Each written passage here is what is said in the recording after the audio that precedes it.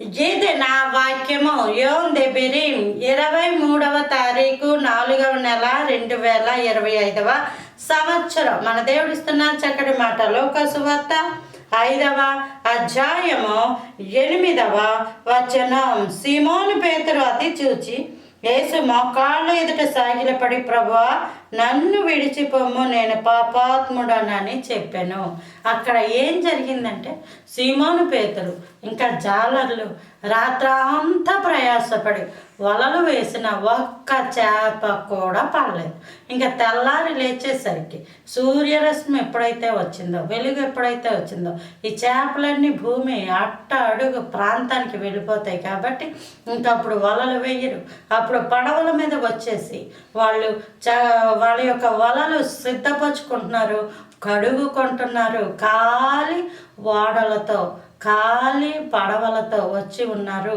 ప్రభువారు వచ్చి అక్కడ ప్రసంగించారు. ప్రసంగించిన తర్వాత, ఇప్పుడు నీవు వల వేయము, లోతునకు నడిపించి వలలు వేయము అని చెప్పారు.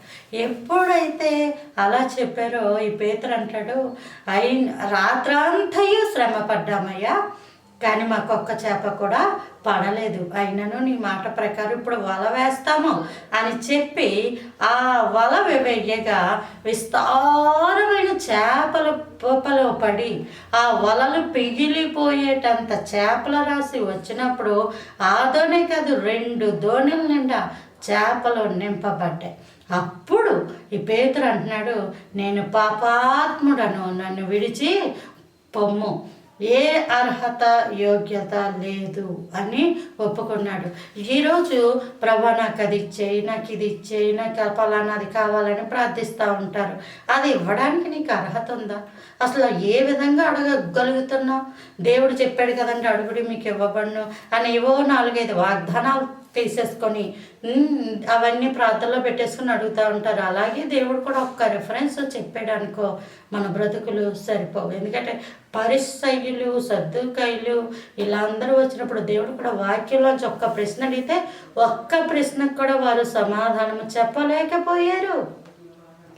కాబట్టి రిఫరెన్స్లు ఉన్నాయని ప్రార్థించడం కాదు, కానీ నీకంటూ అర్హత ఉందా? నిజంగా అర్హత లేదు కదా, నిజంగా యోగ్యత లేదు. అసలు తండ్రి అని పిలవడానికి కూడా మన జీవితాలు సరిపోవు.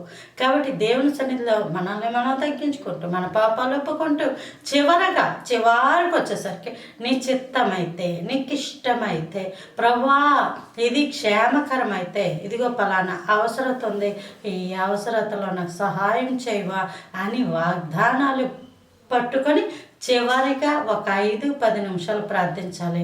సుమారుగా ప్రార్థన అంతా దేవుణ్ణి స్తుతిస్తూనే ఉండాలి. Praise the Lord. ఆమేన్.